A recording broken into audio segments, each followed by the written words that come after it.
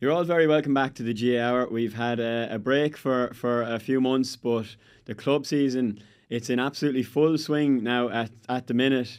And between that, the All-Stars, I think it was a brilliant week to come back, Lee. Yesterday, I know myself, between TG Cahir, between Clubber, I was flicking between the laptop up on the phone, looking at the matches and the results and trying to keep up with different games. There's one stream on, you had St. Lomans and Naas on, that started at 1:30.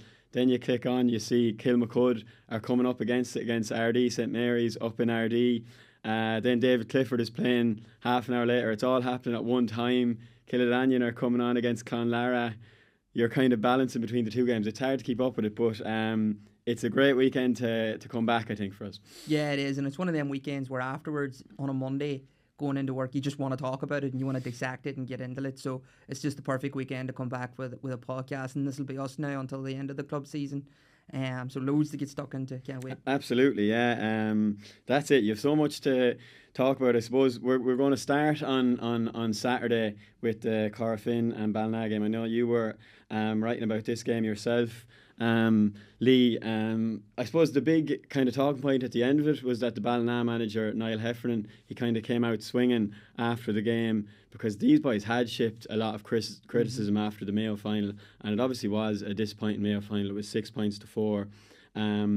But yeah, he was speaking off the ball, and he defended his team. And in fairness to him, he had good grounds to defend the team from their performance. Like what he said was, empty cans make the most noise. For people to say we're a defensive side is absolute rubbish. We were the highest scorers in the Mayo Championships.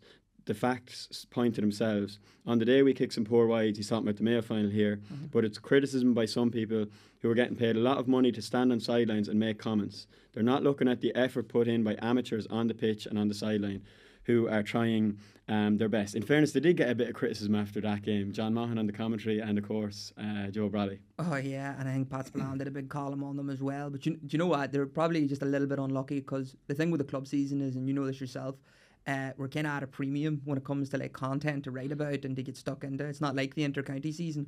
So when Colin was see a game like that Mayo final 6-4, every single one of them are going to latch on to it, you know, because it's their way of filling the page, basically.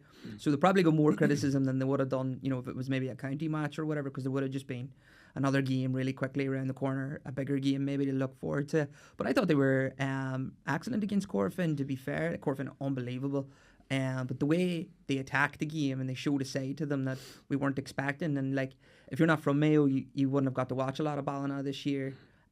So you're just reading about them, and then you were kind of expecting this. Oh no, it's going to be really dire and defensive. But like, even from the start, they won the toss and they decided to go against the wind for the first half. What do you think of that? I thought it was interesting. Yeah, I mean, like it was sort of a sign of intent. You know, it was just like, you know, let's go at them, and then in the second half, and I think I tweeted it at halftime, is like, this is everything to be like a shootout. Yeah. Because they're going down, they've got to win the second half. They're really, really going to go for it. And if you look at the throw-in from the second half, the first thing to do is launch it in, win a mark, stick it over the bar, and you're like, here we go, a proper game of football. Yeah, at halftime I was like, they have a chance here. You were hoping they keep it to maybe a small bit tighter than 6, and maybe it'd be 5 or 4. They got it down to 4, I think, just before halftime. You're thinking, right, we have it here. In general, I kind of like to play with the wind in the first half, and I think build up that lead and then try and hold on. Yeah, I think they were just thinking, like, this is Corofin, probably the best known attacking team in the country at the minute. And if you don't get that lead at halftime, and you know you're going to be playing against the wind, against a team like them, who are going to really go after you, then you've got, you know, then your backs are really against the wall. So maybe just a bit of tactical play there. But Corofin themselves were just, they are a joy to watch. You know, Joe Brawley made the 200-mile trip or something, you know, just to go down, and he stayed in the hotel in Galway and had a picture of Mickey Hart left on his on his bed. Yeah, a free picture of Mickey Hart. Yeah, so he thinks, you know, they're like the beacon of purists, or whatever way you want to call them, but they are brilliant to watch. I did really enjoy it, and they nearly brought the best out of Ballina as well. Yeah, like I didn't think there was a huge difference in the styles Ballina and Corofin played on the day. Like Ballina, like, as you were saying, you're expecting this to just be like 15 behind the ball just because of what you've heard. And I hadn't been watching the Mayo Championship before. that county final. So, but they kicked the ball nearly all the time. Sometimes they were even kicking it too much into the full forward. They weren't overly defensive, and they played a decent, like, which is fairly obvious. They're Mayo champions. You're not going to win that if you're not a good team. Yeah, no, 100%. Like, and I think it was just more credit to Corofin, who had just lethal finishers. Obviously, Gary Sayce, I wrote about him, 39 years old, kicking 5 points. Did you see the solo dummy? Oh, and then that was, the wind helped him there, in fairness. It did. But it did the Roberto Carlos thing where it was like the ball could not have looked more wide, and then it curled in. It was beautiful. Precisely enough just to hit the inside of the point and then go over the bar. It was genuinely unreal to watch. And Lee Brannan did something similar the week before. His was maybe slightly better just because of the angle he was at. Yeah, but the camera didn't get it as good. Yeah, well, it was like foggy weather and stuff. Yeah, the camera didn't capture it, but he sold the defender into that, and it was just class. But we were sort of talking about this is like Gary Sayce isn't just a full forward. Oh, he's older, but he'll win ball and he'll get scores for you. He's a guy who loves to get involved. He comes straight out comes deep into the middle of play. And there was one instance in the first half where he kicked a through ball. I can't remember to the Corofin forward, but it just completely freed him up. It threw on goal, and only he'd lost his footing because of the surface and maybe a bit of pressure from the defender. But he would have been through on goal, and it was just such vision. And like, I don't know, he plays with like a street footballer sometimes, like that adventure and all. But that's what Corofin are encouraged to do. When you have that experience with him, you can kind of just do what you want. I'd say, and that's exactly what. Who's going to shout at him? Who's going to give out to him? Yeah. Well, he was spraying passes. He was like Colin Cooper there, the way he was kind of stepping back and then just pinging a pass into the full forward. He gave one absolutely beautiful one. I wanted to ask you about the wind. I know Desi Hutchinson, Ballygunner hurler, said after the Sarsfields game that we don't really care about the wind. The wind doesn't make that much difference at this level of the game. He's talking about hurling. In football, it's huge, isn't it? Like, you could even see David Clark's kickouts in the first half. One or two of them went straight out over the sideline. And every game we watched this weekend, the wind just didn't stop all weekend. Like, but is it? Maybe it's not the biggest. It is still big in hurling, but it's huge. It's a huge thing in football, I'd say. Oh, it is a massive thing. Like, and you see all the corner forwards going out in their warm up, and there's no grass left on the pitch because they're flicking it up in the air every 2 minutes. I think a lot of that's for show too, to be fair. But just seeing it and then licking their fingers for some reason. Testing the wind, But the wind is a massive thing. Of course it is, because it dictates how your team's going to play. It dictates your range in terms of what you're going to be shooting. Even as a defender, it dictates what you're going to be doing, because you can afford to let the forward go a bit deeper because he can't do as much damage there. Yeah, like in that win the other day, you nearly have to be on the 21 to score. Yeah, that's it. Like in Salt Hill, wasn't it? I mean, which is just, I seen some people were tweeting there should never be a game in Salt Hill at this time of the year. Like, well, it's a bit harsh, but it's testament to like how good these two teams were. 16-12. That's a decent scoring game in those conditions this time of year. Yeah. But no, the wind is massive. Of course it is, and like Corofin, did they change their goalkeeper at halftime as well? Yeah, I don't know what story was there. Well, they wouldn't say. It didn't say afterwards. I don't know if anyone had digged any deeper, but I'm wondering if the second goalkeeper, because they were against the wind then the second time round, maybe just had a longer range in terms of his kick, or it could have been an injury. Your man is the Galway goalie, Bernard Power, so you're hardly taking him off, like, I don't know, over his kickouts. Like, it probably was an injury sort of thing. You wouldn't give it away anyway, but a really entertaining game. And then against the wind too, fitness becomes so important, because the question with Corofin, we know they can kick it and we know they can attack, but can they run at you? Do they have the legs? And they do. Well, you see, that comes from they have two young lads in the team. Well, they've actually a few young lads in the team, but the two that really stood out at the weekend were Patrick Egan, and he has an unbelievable engine on him. Yeah. This fella in midfield kicked two brilliant scores, but was just on the ball. Even as you said, when it comes down to the fitness, who can stay going into the last 15 minutes, as Henry Shefflin famously said on his Lucozade ad, the last 15 minutes are the championship minutes. But he was just, he's only 19, 20. I'm not sure what age he is exactly now, but very young looking chap, and stayed going. And Jack McCabe was unbelievable as well. Yeah, crazy dude. Like, I think he got 5 points and Gary Sayce got 5 points. They're both in the full forward line, and there's 20 years difference between them. 19 years old and 39 years old. They were calling him Young Bull and Old Bull somewhere. I read the report. Unbelievable. So. But what an unlikely duo. I'm sure when they were going up, he probably grew up watching Gary kicking points. Yeah, it's like Adam Screeney and there's James Mahon for Kilcormac in the hurling, just a big man. Gary Sice isn't maybe too much bigger than Jack McCabe, but you know, physically and it's good that they can link up. Like, you know, it's the experienced lad brings the younger lad into it. Like, I know, it's brilliant. Like, and he'll just learn so much from him. And obviously they're both very young, but if you're a Galway fan, you can't help but look at that and think there's exciting things coming. Yeah, there was a few others as well. Like Tony Gill was playing centre forward. He obviously got the goal in the corner in the Galway final. Didn't have as good a day this time. But there was a few other lads on the Corofin team as well. So they're coming force. Gavin Burke, I think he's a young man. I haven't seen too much of him. He was cornerback and he was lively.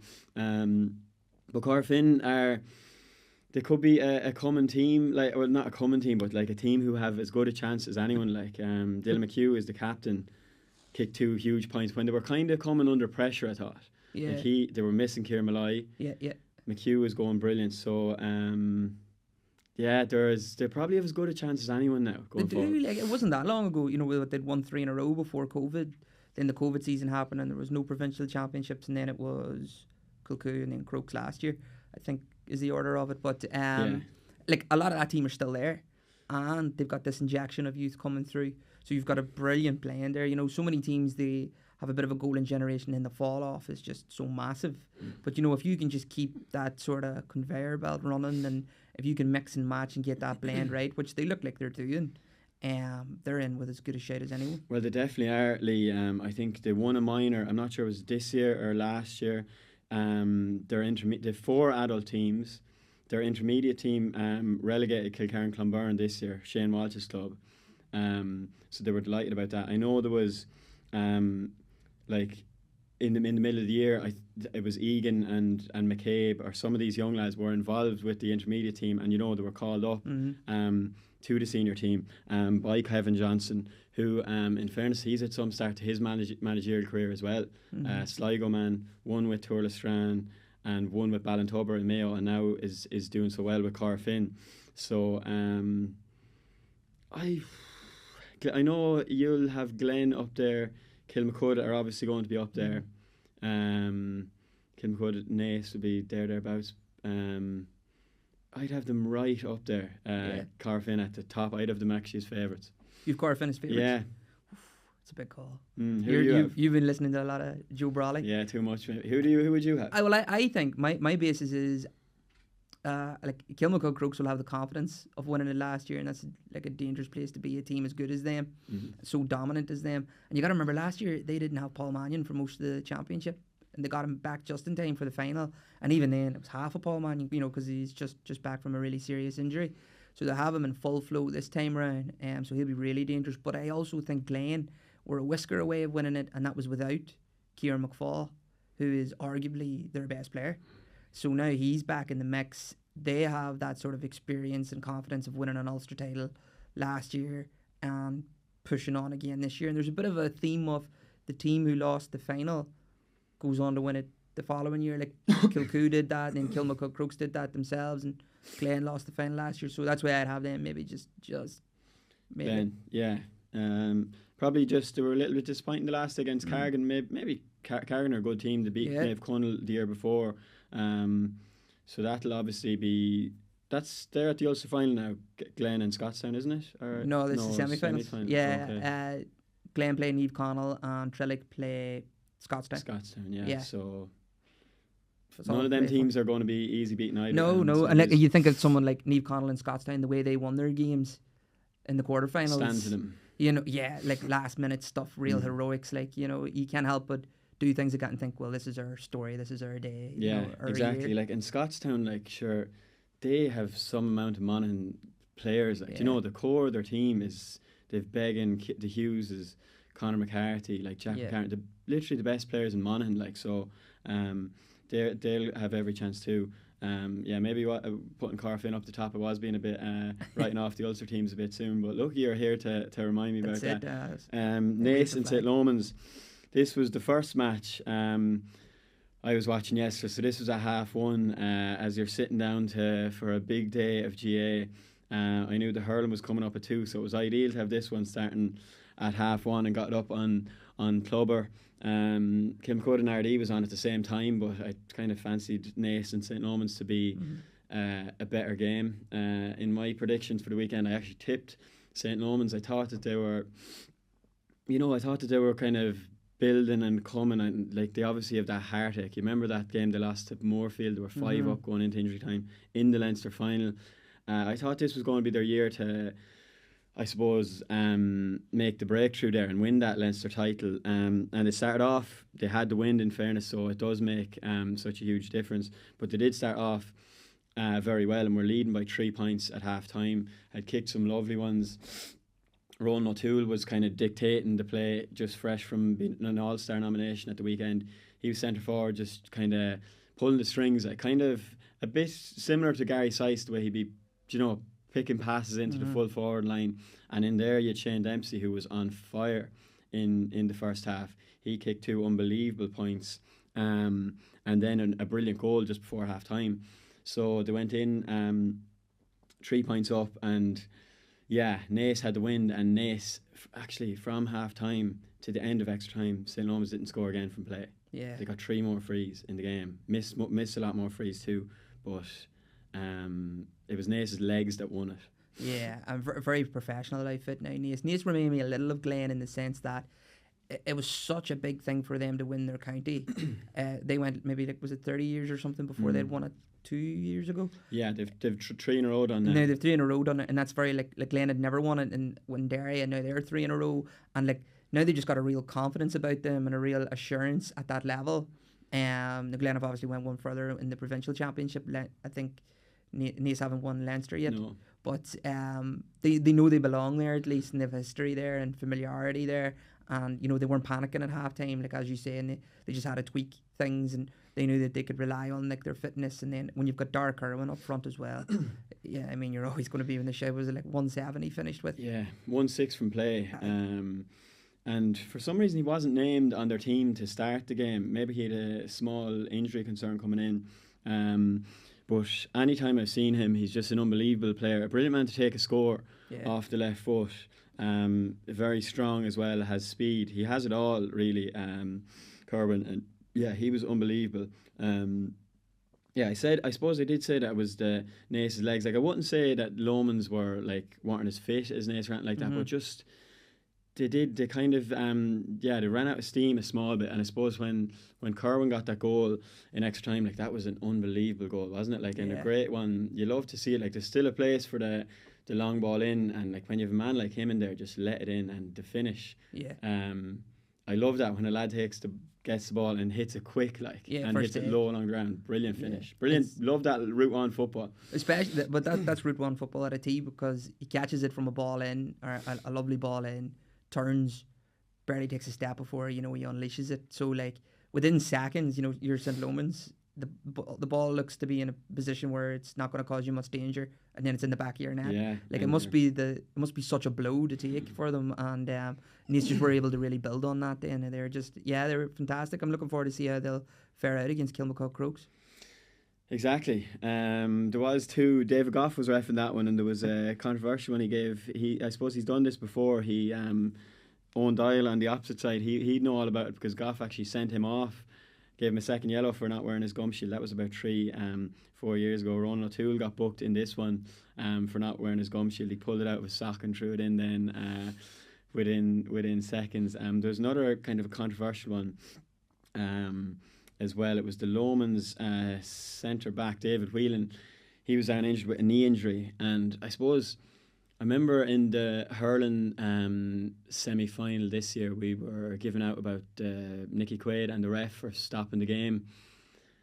When the team had a bit of momentum, as a momentum break or whatever, and sometimes players go down with injuries to stop the momentum.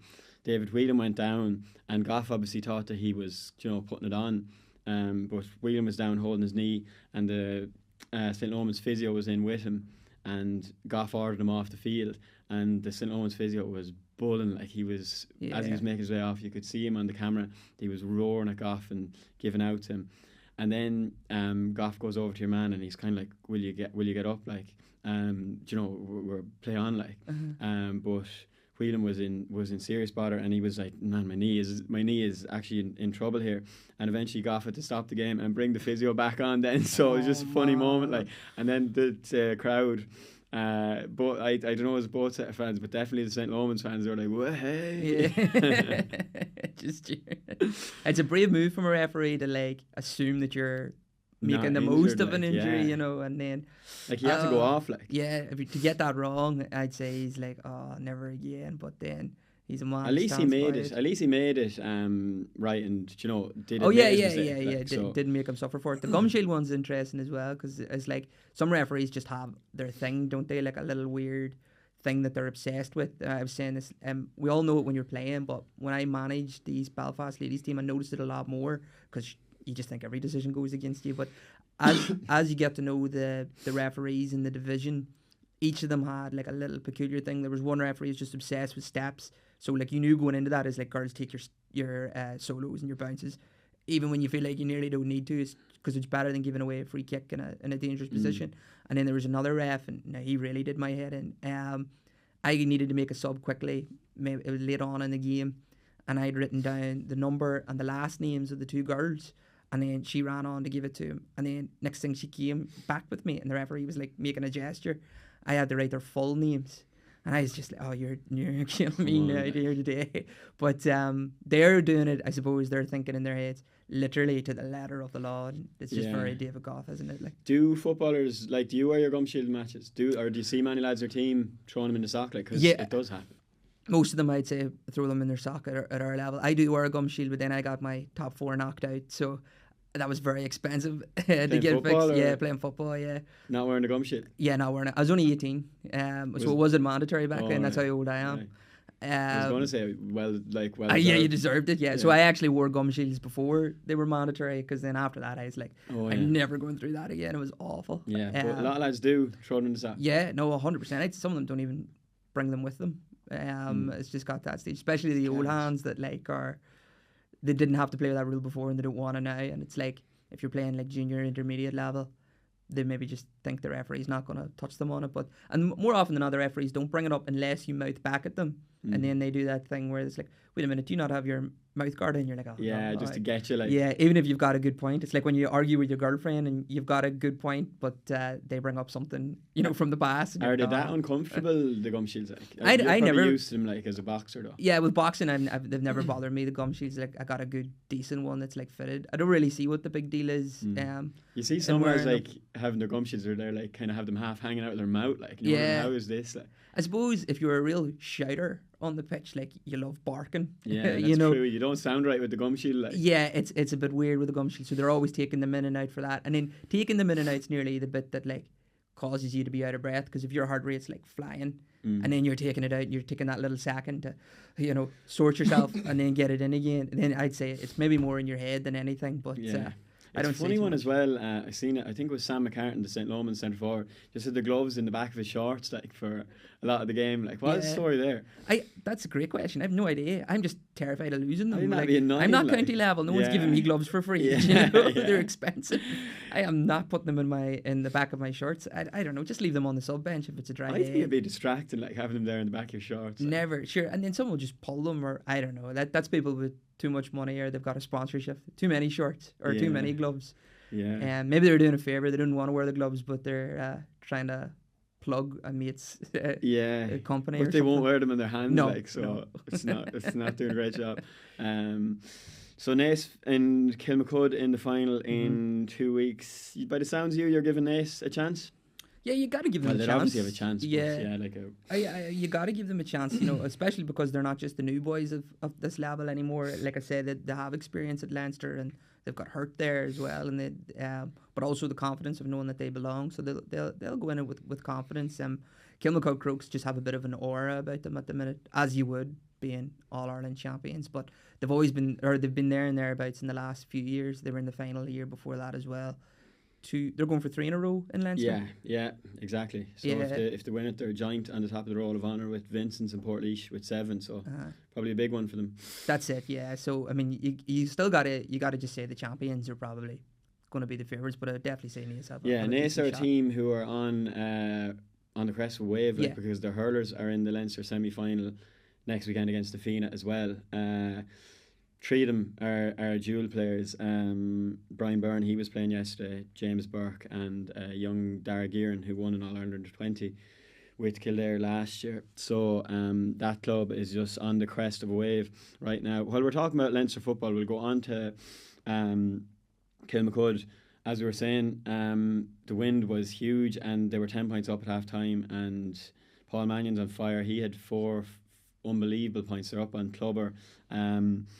For anyone who wants to see it with the wind, and you think the game's over, 110 to 3 points. Yeah. I mean, like, Paul Mannion, first of all, is just outstanding, like, and what a weapon to have, and made the point earlier that they got to the All-Ireland final last year more or less without him because of his injury. So to have him this year is just an almost scary thought. And then I'm just sort of thinking, what's it like being Paul Mannion? Because he's just part of the most dominant club, and then he was part of the most dominant county team for most of his career. So, like, he knows nothing but winning at the absolute very top and consistently. Like, he wasn't even there for that little dip in Dublin, you know, the 2 years or 3 years where they didn't win the All-Ireland. But he left and on a high, and then he came back and he's like, right, lads, I'll win this for you again. And then man of the match in the final. He's just what it must be like to be Paul Mannion. Like, he's just incredible. Yeah, and Wooly said he had a few Heinekens at the All-Stars as well. So they obviously did him no harm. But the second half, I was obviously watching Killadanian and Clonlara was on the telly, St. Lomans and Naas was on here in Clubber. Only had one laptop, so I had to switch over when I checked it on Twitter on my phone that the score was 110 to 1-8. So RD St. Mary's got 1-5 without reply. Kieran Keenan got 3 marks, and he was the one that kind of kick-started the revival. And when they got it down to 110 to 1-8, this was when I got onto this game on Clubber. I was going from screen to screen like a madman on yesterday. Really tough day on the couch now. Yeah. But are you okay? That was tough, but I'm back in the race now today. But when they got it down to 2, they had chances. They had chances to kick it level and missed them. But you know, it was worrying times there for Kilmacud Crokes. It shows what the win can do, I suppose. Yeah, no, absolutely, and it just shows when you're playing a top team as well, and a team full of confidence. And that'll give other teams confidence too, seeing that you can get at Kilmacud Crokes. You know, that they're not maybe unbeatable, but then at the same time, when you're like as undefeated in championship for as long as they are, when they have these slips, they're so few and far between. So like chances of them playing poorly or letting a team back into it again the next day is even slimmer. Do you know what I mean? And then I think Shane Walsh kicked 5 points. I was sort of making the point to you beforehand that, like, he said after the Dublin Championship final that 2023 hasn't been my year and I'm really looking forward to 2024. And then I sort of thought, wait a minute, he's won a Club All-Ireland in 2023. He got to the National League final with Galway in 2023. He won the Connacht Championship with Galway. He's won a Dublin Championship with obviously Kilmacud Crokes, and now he's in a Leinster final, which they could possibly win as well. All in this year that he's been apparently terrible. He's at a stinker, isn't he? It's just I'd hate to have a year like that, to be honest. It'd be awful. Yeah, sure. It was all our fault though for having him on the podcast here. Oh yeah, that's games, true. So what can you do? But Kilmacud Crokes, they always seem to be pulling new players out of it. Like, I haven't seen much of Dara Dempsey. He was a Dublin under 20 this year, and he got the goal for them yesterday. And you know, Luke Ward is obviously a young player. He came on and got a point. Shane Horn came on and got a point. These were the crucial points. Yeah. Because there was only 4 points in it. At the end, Mark O'Leary's another new enough face in the team who's doing very well wing forward. So they obviously have huge strength and depth, and they will be favourites going into that final against Naas. The other football game from this weekend was St. Bridget's and Mohill, and it was a low scoring game, 1-7-6. Mohill were leading by 4 points to 3 at half time. They had the wind. Keith Byrne was he's obviously their star man, and he was going well.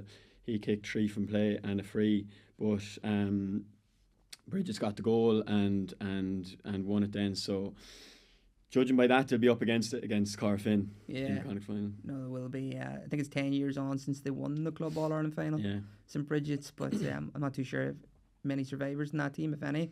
But they're going to be up against Corofin. I think everyone knows that. But you know, when you get through games like this in a semi-final, you earn your spot, you know, and they'll go in with every bit of confidence. I'm sure it'll be a lot more entertaining, I think.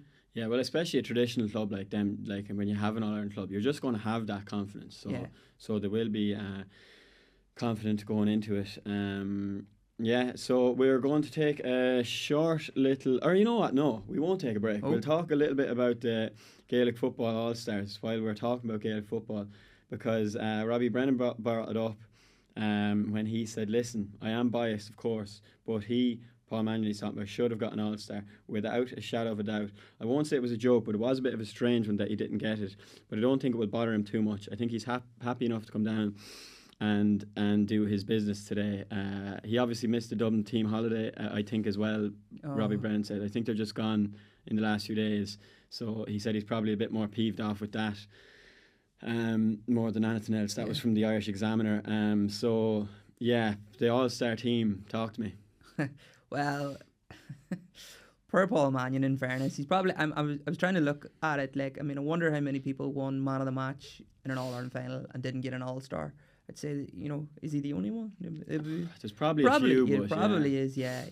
Because he was excellent. But when you look at that All-Star team, so like I picked the GAA Joe team of the year. I think I picked it on All-Ireland final day that night. And there's only two differences between. You were very close to it, yeah. Yeah, it wasn't too bad. I had Carl O'Connell in ahead of Garth McIlness, and I had Cormac Costello in ahead of. Cormac Costello, you had him in ahead of Enda Smith. Enda Smith, yes, that's of course, yeah. And like the thing about the All-Stars is, does Paul Mannion, Cormac Costello and Carl O'Connell deserve an All-Star? Yeah, they do deserve one. But does Garth McIlness not deserve one? Yeah, no, you know, that's the thing. There just isn't enough room, really. So it's going to be unfair to whoever gets left out. I have no issues with the All-Star team, really. I mean, Carl O'Connell, maybe, like, he was just so fantastic all year, and he even when Monaghan were playing Purley, which they did on occasion, the game against Derry comes to mind. He was still always unbelievable. And he was outstanding, like crazy good. But I think with Garth McIlness in that position, that he maybe wasn't as good as Carl all year in terms of consistency over a season, but that semi-final against Kerry was like the stuff of heroes. He was unbelievable that day. Yeah. Crazy good. And it was so stand out and so fresh in the memory. You couldn't... He needed a medal or something for that because he was unbelievable. He even got injured that day. Like, right at the end, literally left everything out there that day. Yeah, he had to get stretchered off in the end. He had the gas thing on and all. Like, I mean... He's all right. Was he back playing club? It wasn't in the cruciate anyway. It was. No, it was. Now there's so many different types of cruciate. Is it your medial? Medial, yeah. And it's maybe not quite as serious. Was he back playing club? Or I don't know if he made it back just in time. I know Ballinderry got relegated to intermediate, and that's the first time in years that's happened, because they were obviously such a dominant team in Derry for so long. And I could see him being injured being a reason for that, obviously. Yeah, well, a lot of people were making a big deal out of it was Marty asking about Mickey Hart coming in saying like, oh, and he was just like, of course. I don't think there was anything in that whatsoever. People were making out like that he was like, it was, he doesn't like sneer at Mickey Hart. Well, not a chance. Is it be stupid enough to do that? First of all, why would he do that? Not a chance.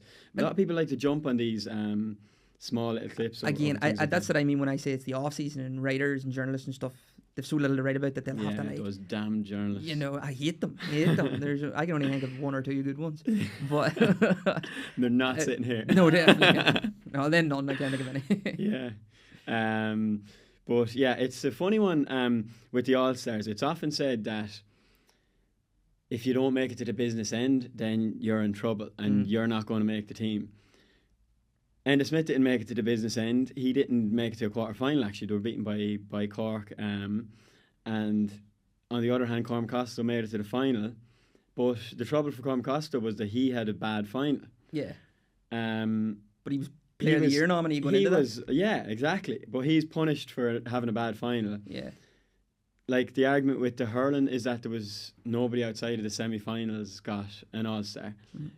Do you know, so which side is it? It's kind of the better. It's your cop between. It's catch-22. Like for the record, I think Enda Smith did deserve one, and because he got 2 man of the matches against Kildare, Mayo, and he was brilliant as well. In fairness to him, on co-commentary in RT the other day, so good weekend for him. Yeah, no, he was fantastic for sure. Probably feel. Yeah, like Cormac Costello, like you say, but I think that happened to Thomas Sullivan last year as well, going into the final, Player of the Year nominee. You know, that's the sort of form he's in. And then obviously Shane Walsh happened to him in the final. So then I don't think he ended up with an all-star then. You know, like you go from one extreme to the other so quickly. And then like an example, like so who got an all-star? Someone like Shane McGuigan got one because he was excellent, fully deserved one. But if if Derry had got to the final and then they had a per final, would he have lost one? He probably would have. Do you know? So maybe not because he was so good. Yeah, in the well year. that's it. He was also someone that was maybe in line to be a Player of the Year Similar nominee. to Costello, I suppose. Yeah. So I mean it's a real headache. Like I mean I'm glad I'm not the one picking them, to be fair. Although we all know that the GAA Joe team is the official real. Yeah, that's All-Stars. the barometer. That's it. Yeah. All the rest is only small bits. We need to get a GAA Joe ceremony, actually. We do. That's it. And then I can ask Garth McKillen loads of awkward questions. Yeah. And make a big deal out of it. Exactly. What did you think of Clifford getting Player of the Year? It was him or Rogers for me. Mm-hmm. I thought Rogers was outstanding. I was on the fence. What do you think? I'm throwing it back at you. Thanks, that worked well. Yeah, I think so. Was he the best player this year? I think so. Yeah, he probably was. Rogers was outstanding, but then it's that thing, he didn't play the final. And he could have had a bad final, you know. Yeah. And did Clifford really have a terrible final? He still kicked 2 points, you know, and won a lot of ball and his stuff. standards. It's just by his standards, yeah. And then after watching him for Fossa at the weekend, that highlights reel, it's like there is no doubt that man is the best Gaelic footballer on the planet, bar none. And it's just crazy what that man can do. So I don't think there's too many arguments really. Yeah, we actually still have to talk about Fossa. I was going to move on to the hurling. Without that, sure. Yeah, Clifford. I suppose it was the Clifford show. Like David and Paddy. Paddy was unbelievable as well. I got to switch this one on to Clubber at different stages as well. It was hard to keep up with it all. Yeah. To be honest, now I'm not even trying to be funny here. It was actually just. I was getting a headache trying to watch it all. But yeah, so you've seen David Clifford's highlights. Yeah. The two men on him, the Paren, who has played for Mid Kerry and has been on Kerry underage panels, and he was just glued to Clifford. They had another man sweeping in front of him, and he still kicks 12 points, 6 from play and a mark. You've seen the highlights. Yeah, I mean, frightening. And it's not like it was just your run-of-the-mill points. I mean, the dummies and the moves he was making in every angle with each foot. I don't know. Like it's a highlights reel that you would be proud of if it was a collection of points you scored throughout your entire career. Yeah, but he did it in one game, and that's what you expect from him. And like I'm sure he's devastated, him and Potty, but a break for them boys may not be the worst thing in the world because they've been non-stop, you know, with obviously getting to the junior final last year and then to back-to-back All-Ireland finals with Kerry. Maybe just a month off from football would do them the world of good and come back refreshed and re-energized. Yeah, like David clicked his first wide in the 61st minute. That was off the right foot, and it would have been an unbelievable score. Yeah. They were a point down at this stage. Milltown Castlemaine had just got their second goal, so Fossa had looked like winners before that goal. Dave clicked the wide off the right, would have been, as I said, an unbelievable score. Then he missed a free off the left on the 21 at the sideline. It was similar enough to the one that he'd got against Galway in the All-Ireland final last year. Kicked that wide to the right. Was unlucky. They had another chance then. They got an indirect free. It kind of seemed in the last minute that every Fossa player, they were just looking. Obviously, you're not going to blame them for looking for David or Paddy, but it nearly got a bit too predictable, and there was maybe one time they had a chance, but look, it's at the end of the game, and Milltown Castlemaine held on. Jack O'Connor's son was man of the match. Ian O'Connor, he got 8 points, so yeah, it was. He played in Kildare for years. He was with Moorfield, he was when they won that Leinster. He was part of that Leinster winning team and all. Him and the brother, both of them were in the. Keane O'Connor. I think he was involved as well. That's crazy, and then they just came, and that's not their home club from Kerry, is it? Well, Jack's home club is Drummond Pierce's, isn't it? But it depends where, obviously, they live now. These are the things we should do before the show. Let's find out. I know. We should. But yeah, just the Cliffords, like, just while we're talking about David, like, I thought his interviews, like, he's just, the interviews of the All-Stars, like, some of the questions that would be asked people at them All-Stars were just a little bit awkward kind of at times. Like, you'd Stephen Cluxon wouldn't even talk, which was a little bit like, would you Yeah. not just say a word or two? Like, I know. Thank you, even. yeah, Do you like, know, they obviously were pre-warned, like, just don't ask him a question. yeah. But yeah, David Clifford, there was so many interviews of him, and his answers are just, he's nearly as good off the field as he is on it. Like, Yeah, no, he is. He just conducts himself so well. He really is a genuine role model for everyone to look up to, because of the pressure that he takes on his shoulders, and he just seems to carry it so effortlessly. And just because you're a good footballer doesn't mean you're going to be good on camera. When you're on national TV and someone sticks a mic in your face, you know, you could just be, I'm here to play football or whatever. But he takes it so well. He talks so eloquently and honestly, and yeah, I mean, you can't help but not like him, although I'm sure there's a lot of defenders that don't. But yeah, I'd say they all definitely respect him, at least. yeah, like, imagine marking him. Like, your man Parren was glued to him for the game. And did you see the mark Clifford got? Like, it was just... Yeah. Oh, I don't know. Unbelievable stuff. Like, it was disappointing. He didn't deserve to end it that way with Miss Free, but I think anyone knows that, like, he was the reason. Yeah, Between himself and Paddy. Paddy was unbelievable as well. Like, just... Another one deserving of his All-Star. He had a great final. Oh, unbelievable. He was unbelievable in the final, Yeah. kicking points, but Kerry really needed him. Like, and Yeah. he's just playing... He's gone to another level as well. Yeah. Like, and sometimes it's lost because David's so good, but Paddy is just... He's nearly... I'd nearly say he is... like in the top 2 or 3 footballers in the country himself. Like, Yeah, I mean, well, like, he's definitely knocking on that door. Like, that's how consistent he's been in these top performances at the very top level. And it isn't just a one-man show with David Clifford, but it may be a 2-man show with the Cliffords, you know. Yeah. Foss obviously have other good players as well. Like, Emmett O'Shea is very good, and so on. We're going to be back with hurling, which I'm really looking forward to getting into, Lee. Of course, me too. We just go again.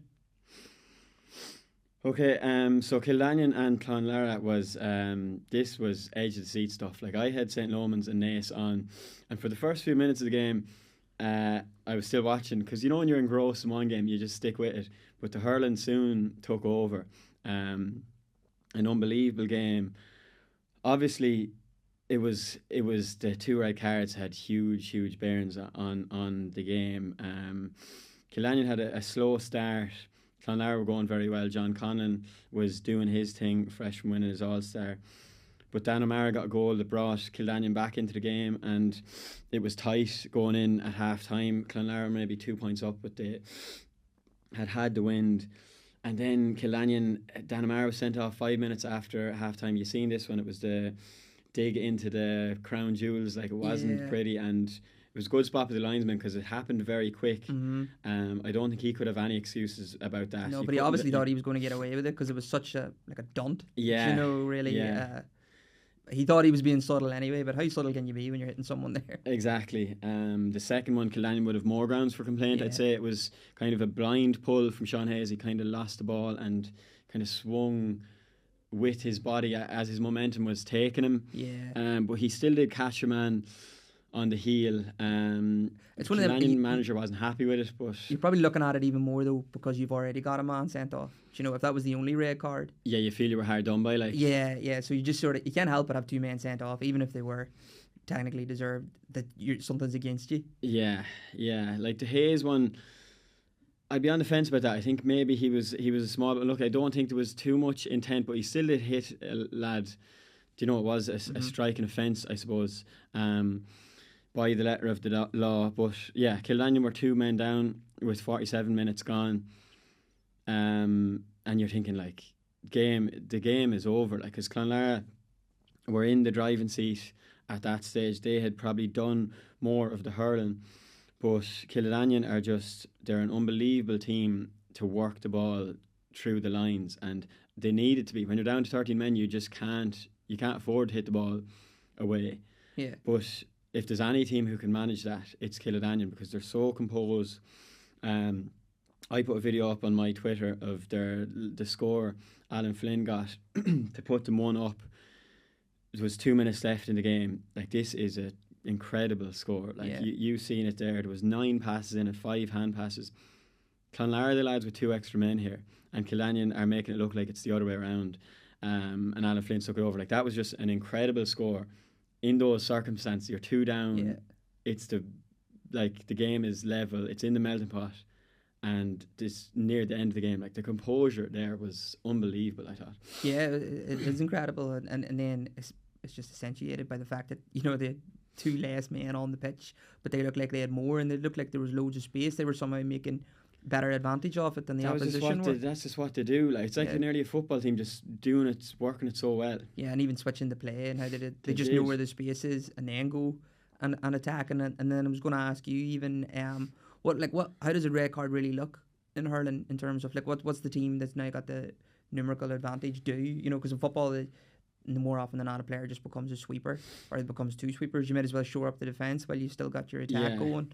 But in hurling, what would that look like? You've got two men sent off. Yeah, well, automatically, like you might as well just hit a short puck out because you will have a free man in the full back line. Yeah, you're going to have another free man, so you should be able to work the ball up the field, like easier than normal. But Clonlara didn't seem to do that. They kind of lost their heads a small bit with those.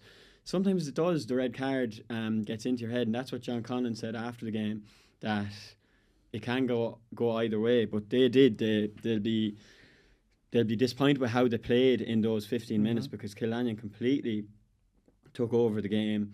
Billy Seymour played a big part in that. He scored 4 from play, but Alan Flynn was just unbelievable in those close moments. He'd won 2 frees, then got that point at the end of the great team move to put them in the lead, and then it was like you felt for him because having had such a good game, he gave away the pass that led to Clonlara's winning score for Diarmuid Stritch, who is only 18 years of age, and the manager Donald Madden had said that he was about to take him off just before this, so lucky he left him on. You have to praise Clonlara too that they did come back from, they found a way, because they had hit it wide in injury time and it looked like this was it, like they found a way, and just an extremely exciting game. I suppose the red cards, it kind of adds to the. Of course it does. Yeah, it adds to it, like, and then the team with the 2 less, they had to work so much harder, and that's probably what led to that mistake, even in the end, because you're just so exhausted. Exactly. You got to cover so much more ground. You got to be so sure of every pass, like the mental focus that you would need. Because you've got less options to hit, so you really got to be sure of it, and that like a turnover can be so costly then because you're literally exposed. Yeah, exactly. Another disappointing result, like for Killarney were unlucky, but Tipperary clubs just haven't been going brilliant in Munster in recent times. Just hasn't gone well, and a good win for the Clare champions.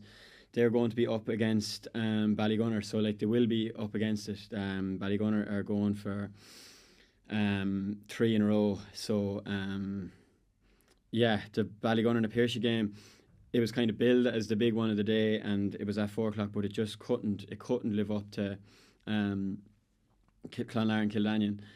Maybe it was just me. I had watched so many games, but I just was disappointed with it was slow to get going.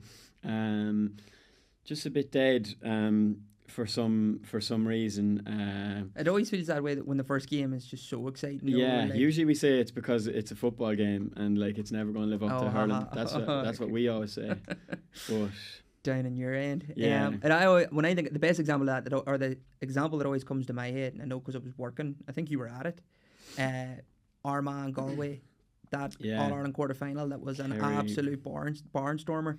And then it was Mayo and Kerry afterwards, which in any other day would be headline stuff. Yeah. But you were struggling to watch it. I could not keep my eyes on it, because I was just so emotionally drained nearly from the first time round. But at the same time, it shouldn't really have too much effect on the players who probably didn't even see the first game. It is weird. It was a bit of that, but it was just, I don't know, where the two teams kind of scoping each other out for parts of it. In the Pearshie especially, they were kind of disappointing. They played a lot of short ball, and they only kind of came into the game when they had to, the shackles are off in the last few minutes. They were 5 or 6 down, and they just started raining balls in on top of the Ballygunner, the edge of the square, and they got a goal out of it, and they could have easily got a levelling goal. Stephen O'Keefe made a great save at the finish, but like in the Pearshie, they have a full forward line. They've Adrian Breen, you've Kevin Downs, you've Ron Lynch was up there, Peter Casey. Peter Casey didn't score from play yesterday, which is unbelievable for a player of his calibre. Like, but you think you'd let the ball into them, you know, when you have a full forward line as dangerous as that. Because Ballygunner were under a bit of pressure at the finish when it was all hands on deck. Yeah, I don't know if that's maybe just paying too much respect. I think you were saying Ballygunner are going for 3 in a row. Yeah. Munster, they'll be the first team in Munster to do that, I think. Yeah. So, you know, they built, as we said earlier, like a real aura about them. And sometimes you can do that. You become so afraid of what they can do that you just end up playing almost within yourself. And then when you say the shackles come off, but sure, it's too late. It was too late. It took a kind of a scrap before half time to kind of grab my attention. They got stuck into each other, and then straight into the second half they were getting stuck into each other as well. There were a few things. Pádraig Mahoney, man of the match, second Munster final in a row to get man of the match. Like, you talk about big game players. He was incredible yesterday, and he got 11 points. 6 frees, 2 65s, 3 from play. But he's a man now that retired from Waterford last year, and he just looks like he's even better. He looks faster, fit, everything. He just looks to be a better player since that. Yeah. So can you make sense of that? Like, do you think? Well, probably just like freshness. Yeah, there's less load on your body, isn't there? You've got one thing to focus on rather than, you know, trying to manage yourself for the inter-county season, peaking for it, and then doing a quick rebuild to try and peak again for a long club season for him. Like, exactly, you know, Ballygunner are going all the way. Like, that's it. Like, and you know, if it was at a different club, maybe it would be different. But with Ballygunner, just it's an all year round job, isn't it? I just think, that's probably what it is, isn't it? And then the mental sort of freshness as well. You know, you've got that one focus, one club, one life, all that sort of thing. I would say too. Yeah, it's just that must be it. I can't think of any reason, because it's not like playing inter-county level hinders players. It often does bring others on, you know, because you're playing at such a high level, but like it'd be hard to get higher than Ballygunner. That mental break, I suppose, is definitely a thing as well, like, because you can focus on the club. You've been there all year. That's what you're kind of dreaming about, like, even the travelling, all the training and the different matches all over the country at that stage and things. And that has to be it. And it's because it's a slow build, isn't it? Like, I mean, say from Club All Ireland, then you're into the league, but like, you know, it's everyone knows it's not balls to the walls at the league, and you can rebuild and get yourself back into tip-top shape for championship, knowing that hopefully it's going to be a really long season. But if you have the inter-county season before that, you know, there's just nowhere for the body to catch a break. Exactly. So Pádraig Mahoney, he's moving better than ever now, and you'd fancy them to beat Clonlara in that Munster final, and to go on another run. They'd be very hard to beat. Like, I didn't think they were brilliant yesterday, but they were 7 points up with 5 minutes to go. Like, so that shows you the level there at Desi Hutchinson, Boston at Peter Hogan, brilliant wing forward. Paddy Levy, he has his little scoop pass. He doesn't bother with the hand pass. He just scoops it around, and he's absolutely brilliant at that. So they're going well. The Ulster Club Hurling semi-final was an absolute belter between Cushendall and Portaferry. Portaferry, they will wake up absolutely heartbroken this morning, Lee, because 3 points up with time as good as up, you think you're home. Like, that's it. And like Portaferry, you know, they'd have been going into this match really as the underdogs. Not many were going to predict them beating Cushendall, especially how Cushendall went through the Antrim, you know, and like, because so many had thought Dunloy were going to go and dominate it, you know. So for a Cushendall side to come out of it, apparently the football, Dunloy did very well in the football this year. They got all the way to the final against Corrigan. They maybe ran out of steam a wee bit. Probably ran out of steam in the hurling. And they'd won the intermediate championship in football the year before. Right. So like, they've got a real group of dual players. They've been on, you know, they got to the Ireland final in the hurling last year, like, so it's been a long road, you know. That's it. Like, it's boys that are just used to big days and stepping up to the occasions. So it was a really good story with them in the football. But so for Cushendall to, you know, be the way they are, like, no one give Portaferry a chance, and they played so well. They give everything, and to be 3 up, but up steps Neil McManus. I mean, what a man. There's another fella that retired from inter-county hurling this year. He scores a goal from free right at the death, puts it into the bottom right corner, and it was just like the goalie was unlucky. He stepped out to Yeah. try and save it, but McManus had bounced it low and it kind of deflected in off the goalie. You wouldn't blame him whatsoever. It was just a brilliant shot. A wet day. yeah. McManus was clever, bounced it along the ground. Like, that is heartbreak. Like, that is for them. And it did break their hearts because in extra time they went on and they got well beat in the lost end. by You know, 11 points. yeah. They just had nothing left to give. Then like everything they mustered up everything for that 60 minutes plus. Exactly. And it was stole from them. But Cushendall will take a lot from that. Absolutely. Absolutely they will. Like, Neil McManus, he scored 114, like 7 points from play. 35 years old. I know he was on the show earlier in the year and he was telling us that, the body was at him a small bit, like, but the body doesn't seem to be at him there, or else he's just powering on through it. So there, Joe, it wasn't just Neil McManus. Joseph McLaughlin, Neil McManus actually talked about him in his interview after. He just said that it's not even the talent and the skill, it's the attitude this lad has, that he loves playing with him. This lad scored 2-5 and he's doing his leaving cert or his A levels, is it? His A levels, yeah, up north, yeah. So his real qualifications, yeah.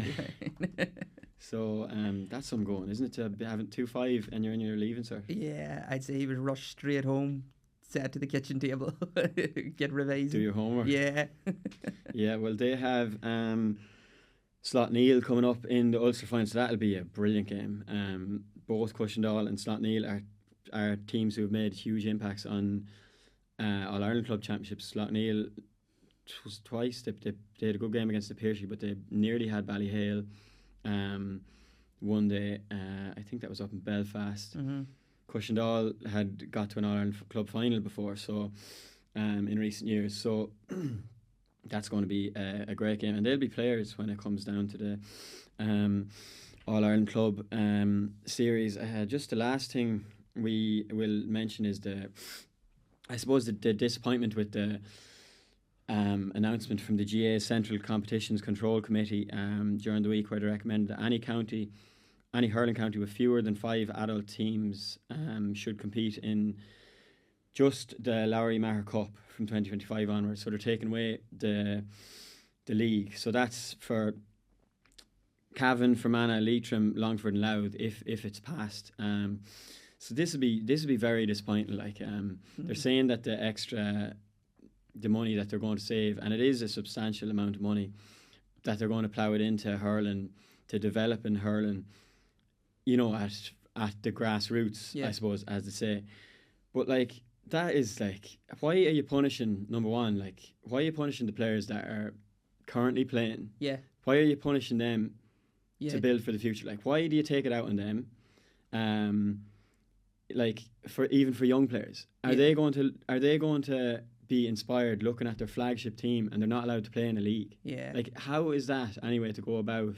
No, none of it makes hurling much sense to me. And then they talk about this money, but to me that's so vague. Like, I mean, how much of it are they going to see, and what are they going to see it on? They said equipment. Like, does a team that has very few, or a county that has very few clubs, do they need a load of hurls? Is that the issue? There's not enough hurls for them, It doesn't make any sense for the development of hurling at all. And like, a lot of them teams are in the north or on the border anyway. We know that hurling isn't as big a hotbed up there. And I just don't see how taking away their representations in the highest level in the most frequent games will help the game at all. And then, when do you bring them back? Like, at what point is it okay after this big grassroots sort of funding? Do you know, like, what's the end game really, other than the money? They're punishing teams, and in fairness, the teams have dropped clubs. Like, like some clubs have just folded in those counties that we mentioned. Like, their barometer for it was fewer than 5 adult hurling teams. Like, so it literally, like, that just listen to that. If you've fewer than 5 adult hurling teams, like, we're going to take it away. Like, it's as if you're just going to, if you're a little bit weak, you're struggling, we're just going to shoot you. Like, that's it. Like. I mean, it's a cost saving exercise. Should be giving them a leg up, like, rather than taking a leg away. Like, it doesn't. That is what it is. It's a cost saving exercise, and they're trying to do it under the umbrella of grassroots and funding and rebuilding. That's and a all. cop out. Like. But I would, I'd nearly have to demand to make every penny public. Like, well, I want to see every bit. So you say you're going to give this much to Cavan, this much Leitrim, Fermanagh, or whatever. I want to see it all, on paper, and I want to see what it's spent on, and let's see then. It's the county boards themselves too, though. Like, they could easily be like pushing this, and they could be could easily put the money towards football. Like, you just don't know. They did delegate with them, didn't they? Like, where's the money going to go once you give it to them? Like, I just think, no, it doesn't. It was good to see. It was good to see Tom Parsons and the GPS sticking up for them at the All Stars. Like, something had to be said. There's obviously a decision to be made in that. Hopefully they'll make the right one. Just before we finish off, small bit on the hurling. All Stars. I thought the team was. I'd say it was probably the one year at the All Stars where it was more. There was less complaints than usual. Like, across the board. Yeah, the main one in the hurling was that some people felt TJ Reid was lucky to get one. You felt TJ Reid was lucky. Yeah, well, I didn't have TJ Reid on my team. I actually had David Fitzgerald in there, and I had a little reshuffle. I also actually had Cathal Mannion on mine. He didn't really get much of a mention when it came down to it. But yeah, many people thought Tony Kelly should have got ahead of TJ Reid. Tony Kelly got like 3 Man of the Match awards. He was the top scorer from play in the championship. Just had a very disappointing semi-final where he never got going. Mikey Butler tagged him and kind of took him out of the game. But it's like what we were saying earlier, Lee. Yeah. Sometimes you can get punished. Yeah, you get there. You can lose it all. Nearly, you can lose it all. In the build-up of it, yeah. And then what do you think of Player of the Year? I thought it was an absolute shoe, and it had to be Aaron Gillane. Yeah. I think he's the best hurler in the country, without a shadow of a doubt, and deservedly won it. So Patrick Swell have now won three hurlers of the year. Cian Lynch, actually 4. Cian Lynch won it twice, Darren Burns and Aaron Gillane. So, yeah, unbelievable, isn't it? Yeah, it's just fair play to them. Yeah, fair play to them. And that is a good note to end it on. That's us for this week, but we'll be back again next week. It's a big it's a big hurling week. We've got the Leinster Club semi-finals next weekend, but we also have the Ulster Club football. Yes. And the Munster Club football. But the Ulster Club football. And the Munster Club football. So we're looking forward to next week. See you all then.